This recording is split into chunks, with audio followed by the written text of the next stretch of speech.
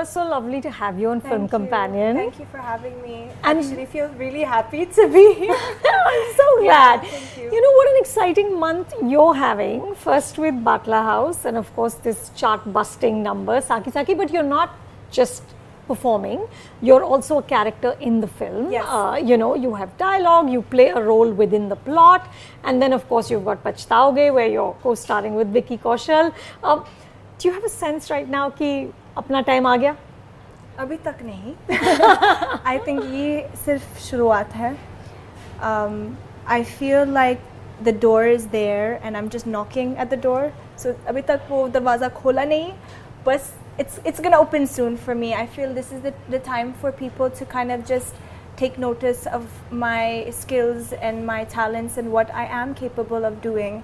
You know, Nikhil Advani, who directed Butler House, said that sort of trying to figure out how to make the song organic to the plot and making you a character as opposed to somebody who just comes in and does a dance and moves was one of the hardest things he did in the film.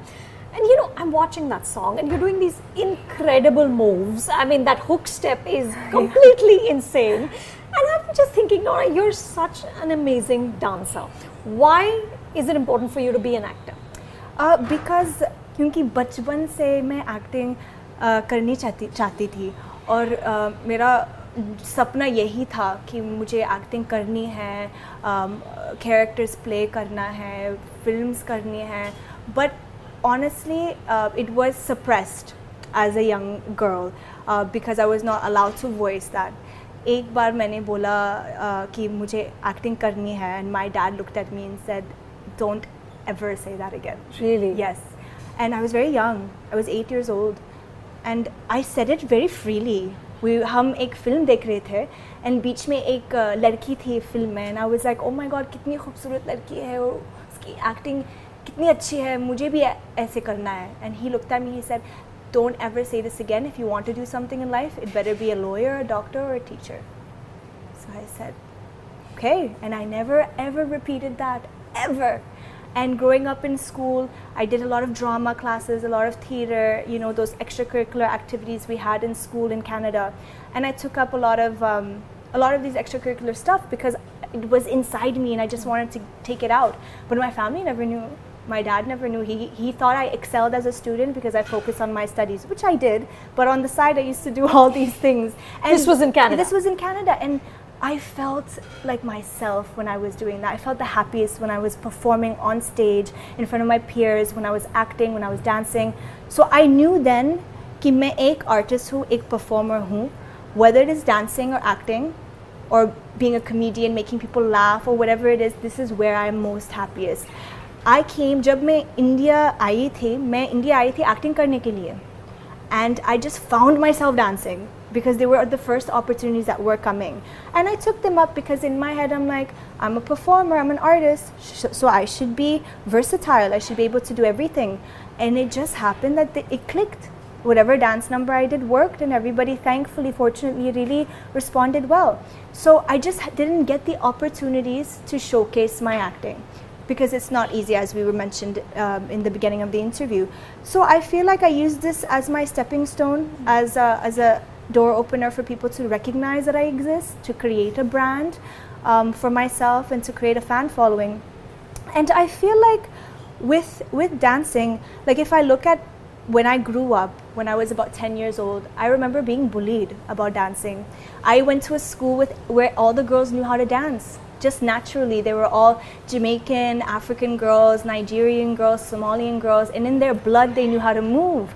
And I used to see them do that in school and I'm like, "Arey, mujhe bhi karna hai, you know, I want to look like that when I'm dancing." And I remember trying, and then they used to laugh at me and put me down and they'd be like, "Oh my god, don't try dancing, you're so bad, you have no rhythm, you can't move." Really? Yes, that was me when I was 10 years old, 11 years old. And I remember the bullying got so bad because I used to try to compete in school and do these stage performances, and I would get booed off stage, laughed at by the girls, and they used to kind of group and bully me. And I remember getting into a physical fight with one girl at the age of 10 and almost getting suspended because of all this.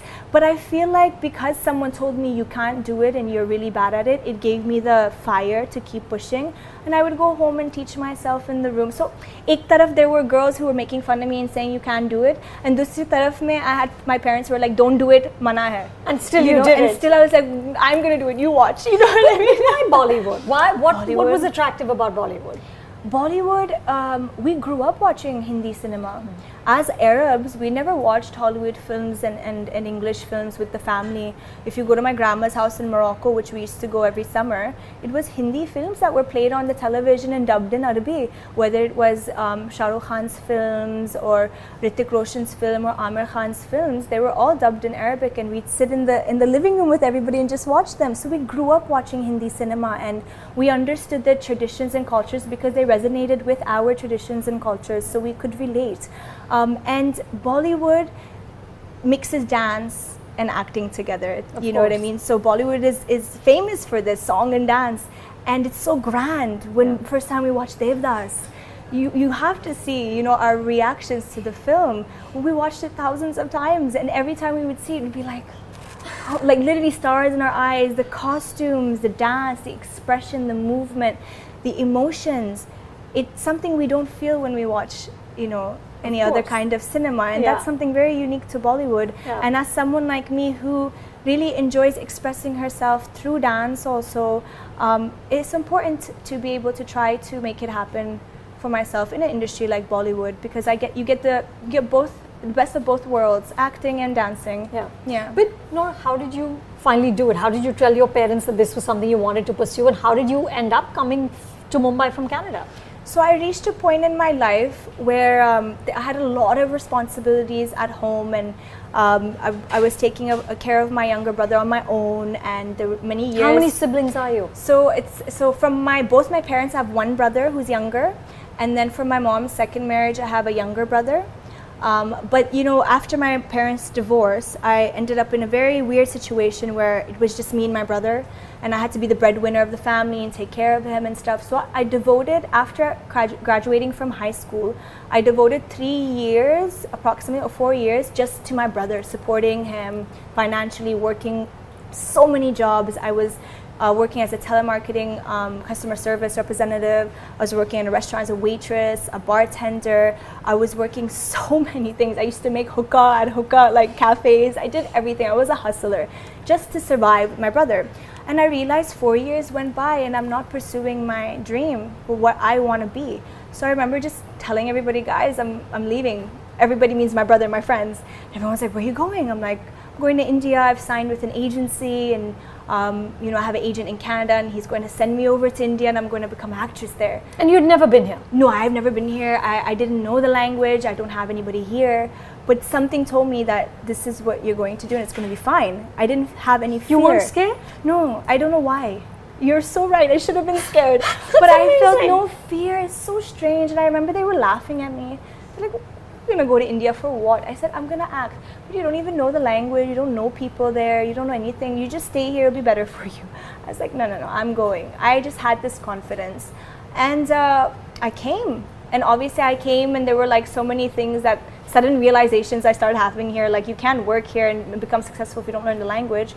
So I put a lot of time and effort to try to learn, although it's very hard to learn a language at the age of 22 or 23, you know, because at that time, that's it, you know, it's easier when you're younger. But I was very determined. I was like, no, I really like the language. I want to learn it. I also understood that people are accepting of foreigners here, but only in one condition, that you work hard. It should not come easy. You should learn the language. You should work on your skills. I was very confident in my acting skills and my dancing skills, even though I was not trained. It's because I was brought up to be confident in myself. My friend circle was like that. All my friends were very confident girls, and anytime I felt demotivated or I had low self-esteem, they'd be like, no, look at you. You are Nora. You are this. You are, you know, they would pump me up, and that's how my friend circle was. And they still are like that today. So I had that mentality when I came to India, and that's probably why I had no fear.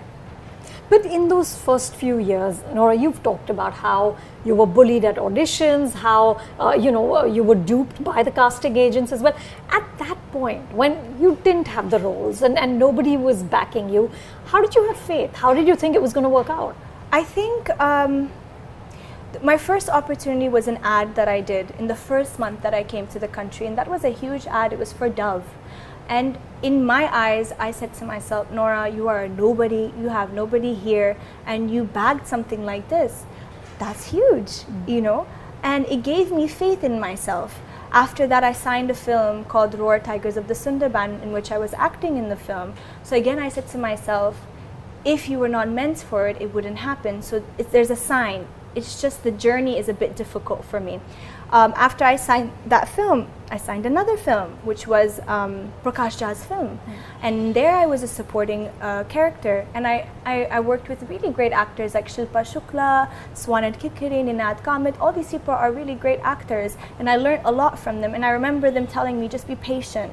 Just be patient and push through, push through. If you have determination and trust in yourself, it will happen. And I think that just stuck in my head, despite the fact that I was going through a lot of rejection and a lot of people did cheat me. You know, agencies, they're not easy to deal with in this country. And I had mentioned this before, that foreigners, when I say foreigners, I don't speak of just actors. I speak of makeup artists, hairdressers, stylists, anybody who comes to pursue some sort of a career here in the entertainment field.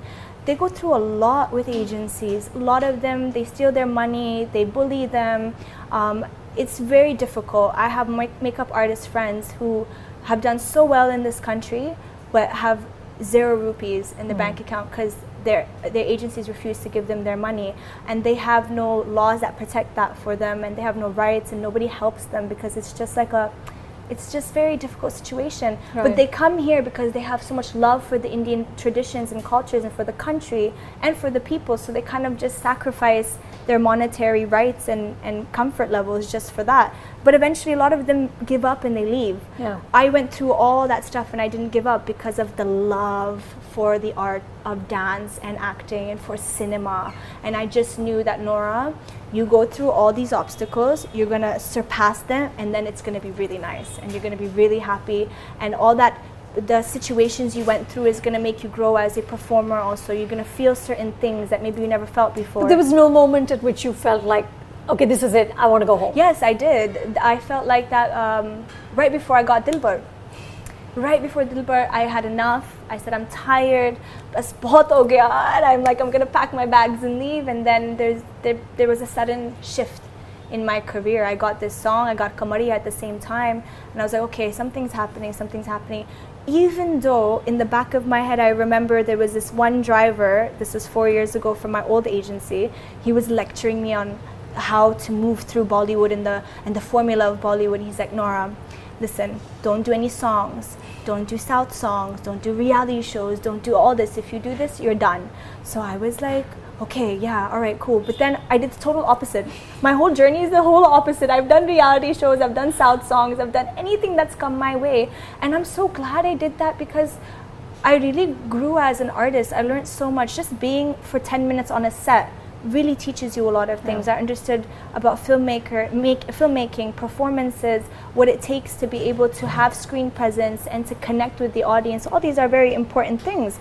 So I learned that in 4 years by doing all these things, which someone said don't do them because then you're going to be done.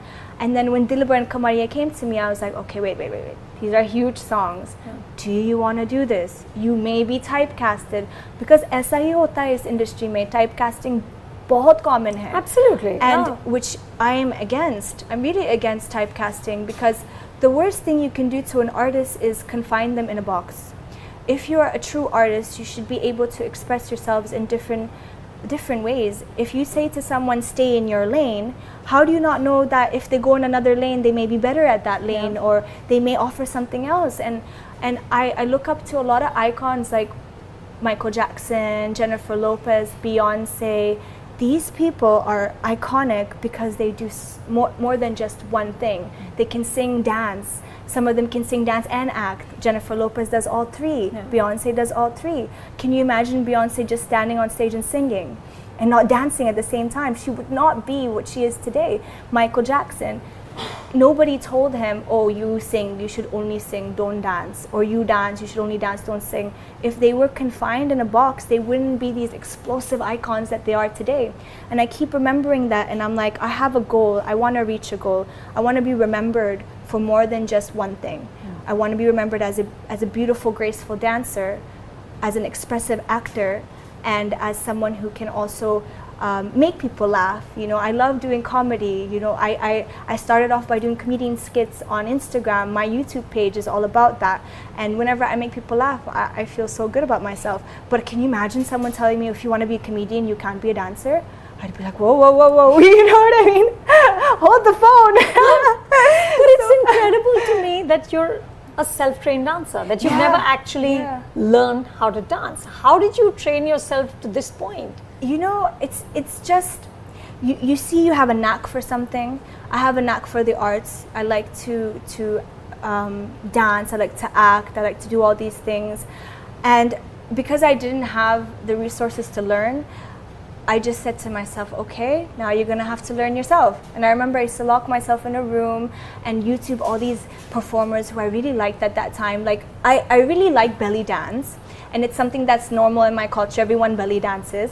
But I wanted to take it to another level. So I was like, okay, I know the basics because I'm Arab, but then how do I take it to another level? I started watching these professional dancers. There was one in particular, her name is Didem, she's from Turkey.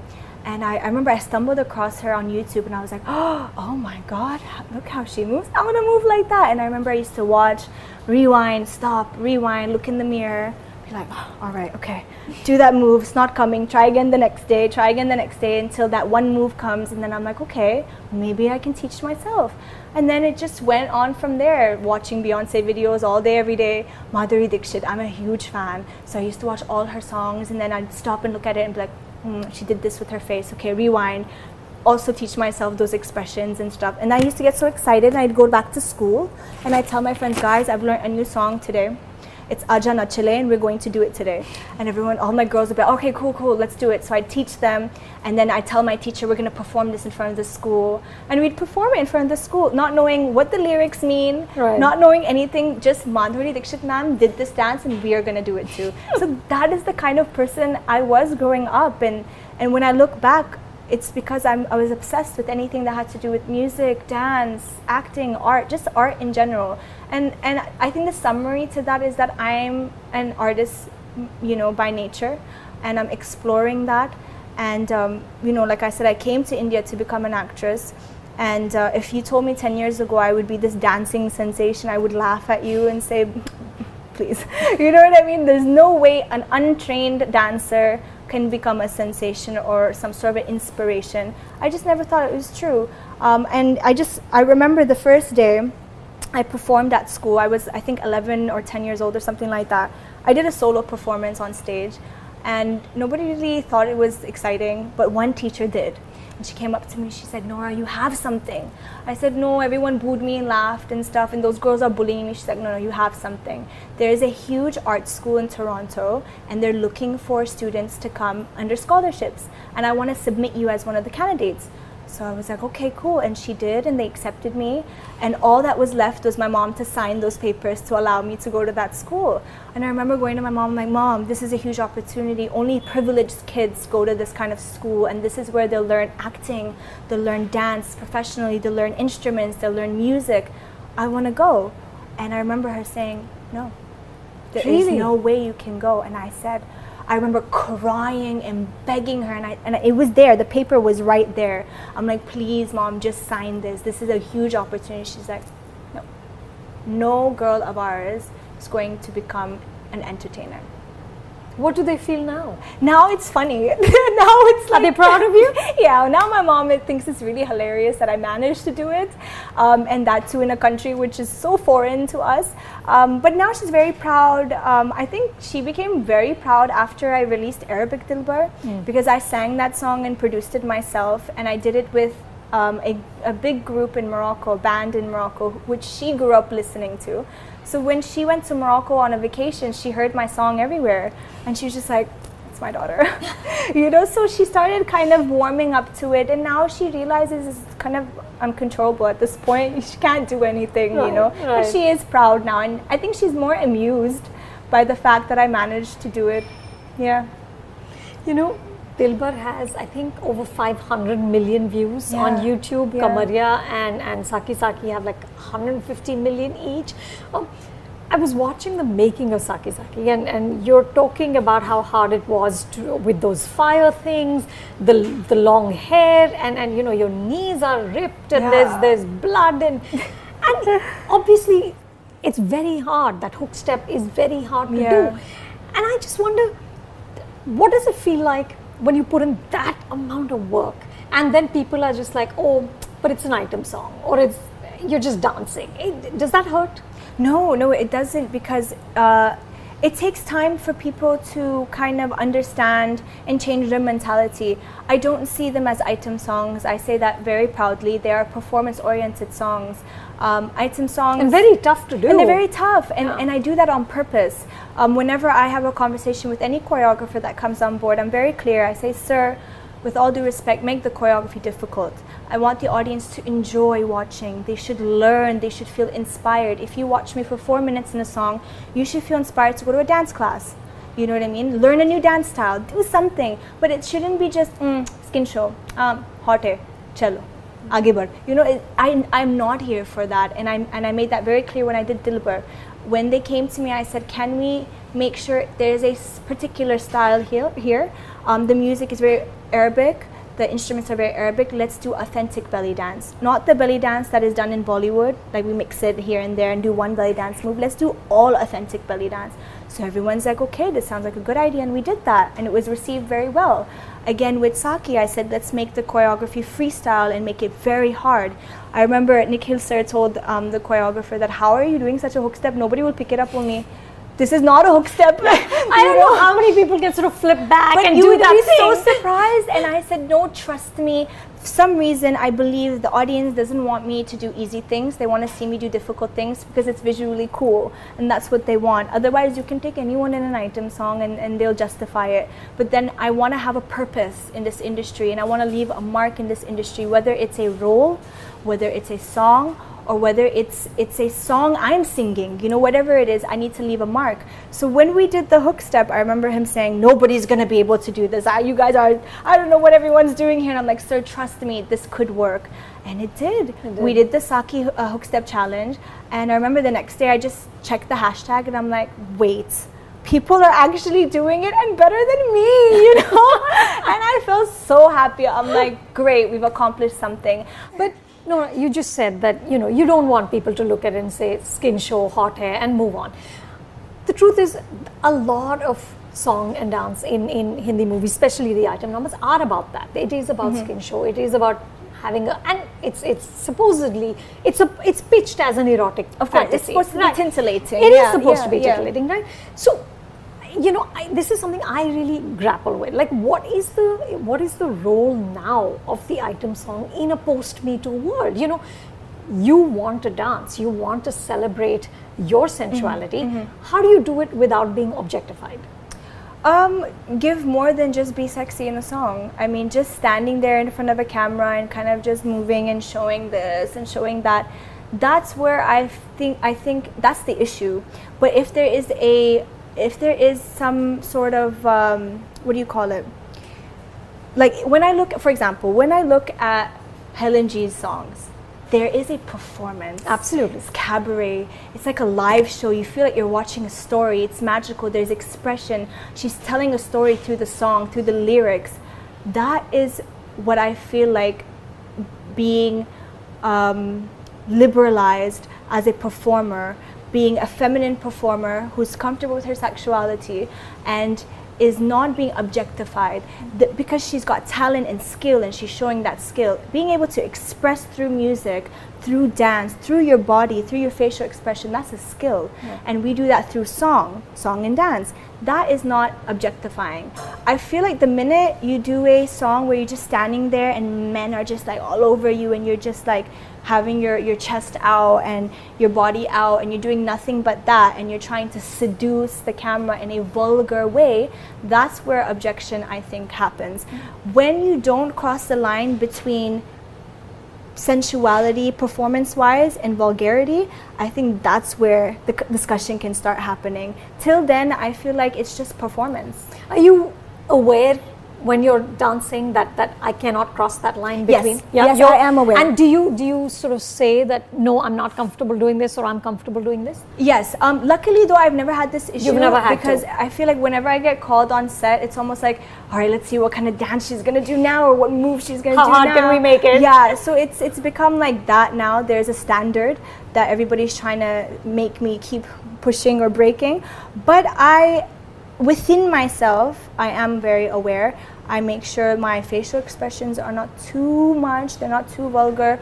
I make sure that my display of myself is about the dance and not about my body parts.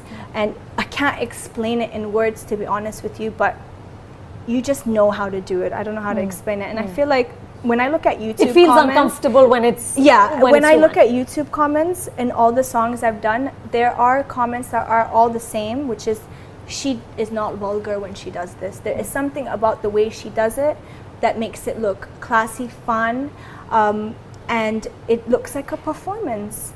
And I feel like it's like, for example, when an actress plays a prostitute in a film, there's a certain body language that she needs to do. There's a certain way of performance, the way she talks. But she's not objectified, she's playing a role. But in a song, you're playing a role also. You have to be that entertainer, that very confident, womanly entertainer. So I don't really feel like it's something to be objectified. As long as we maintain the songs as performance-oriented songs, there should be dance, there should be some sort of skill that's shown. I don't think it's something to be really, thinking of it in that perspective. And I've maintained that. I mean, I have more to offer in a song than just looking hot. I feel as long as I maintain that, I should be fine. Yeah. I saw on your YouTube channel there's a version of Swag Se Swagat in Arabic, right? Which I just stumbled across. I didn't know they made it in Arabic.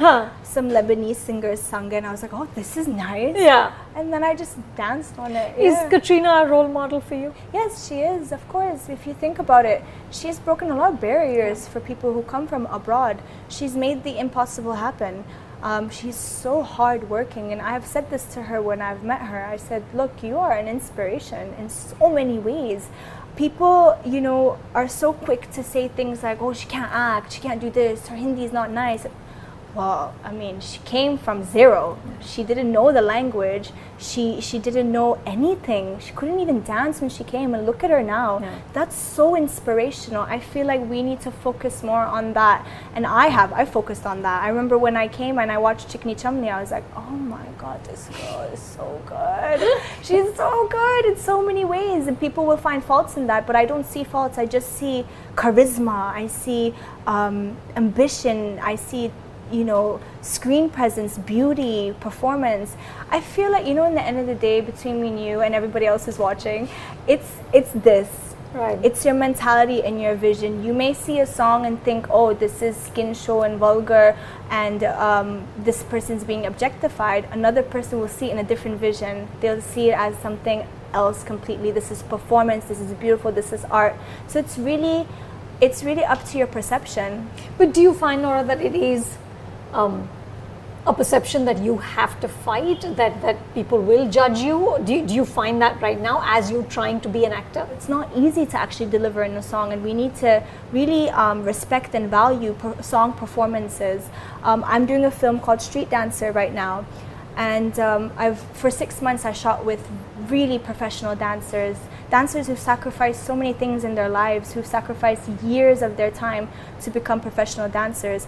And you know what, one day I just had an epiphany. I'm like, why do we not celebrate dancers the way we celebrate actors? Do you know what dancers go through? Yeah. The physical pain, the way they push themselves physically to do certain things that are almost humanly impossible. We had these ballerinas come in, and they were literally on, the ballerina shoes, you're on your toes. Yeah. And one half of their body they're doing a ballerina dance style, and the top half they're doing hip hop and tutting, and I was amazed, and I'm like, it must have taken them years to be able to do something like that. Half of us can't even balance ourselves while we're walking, So can you imagine? Guilty. Me too. Sometimes I'm standing and I fall. So I'm looking at them, and I'm behind the monitor, and I'm getting emotional, and everyone's like, why is this girl emotional? I'm like, you don't get it. Like, when I see this, I'm like, these people have blood, sweat, tears. They probably go through a lot of sacrifices at home to become what they are. Break dancing is not easy. You can injure yourself, break your spine, and never walk again. Hip hop dancing requires a lot of raw emotions, being able to catch certain movement, to be physically flexible, and to do certain things that contemporary dancing, that's another thing. You need to be in touch with your emotions. There are so many factors to being a dancer, and we don't really like celebrate it. But when an actor does a good scene in a movie, everyone wants to die. Like, oh my God, he's such an amazing actor. Oh, and everyone goes crazy. But did you see how he acts? And I'm like, yes, we should respect actors. I'm guilty of that too. If someone is a good actor, I go crazy for that person. But what about dancers? They should be equally respected and valued. So whenever people speak of dancers in a little bit of a negative tonality, like, oh, but he's just a dancer, or she's just a dancer. Just a dancer?